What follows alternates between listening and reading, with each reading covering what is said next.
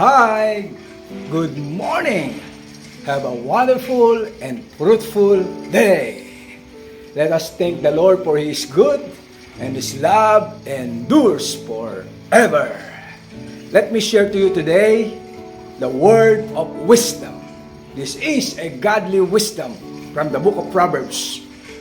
Because I believe with all my heart that the Proverbs a day keeps the fools away. So listen and learn this powerful principle for our life. It says in Proverbs chapter 30, verse 5, the word of God is pure and proves true.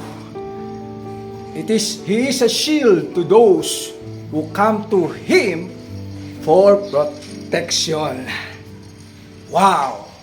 The word of wisdom for today. That's the power of God's word.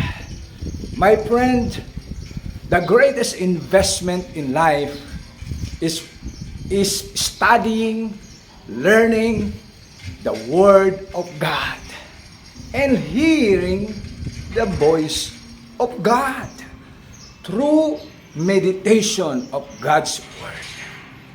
Why? Because it is our protection from all kinds of deception in this world. So, I challenge you and encourage you to trust God's word because it is active and powerful that will change our life.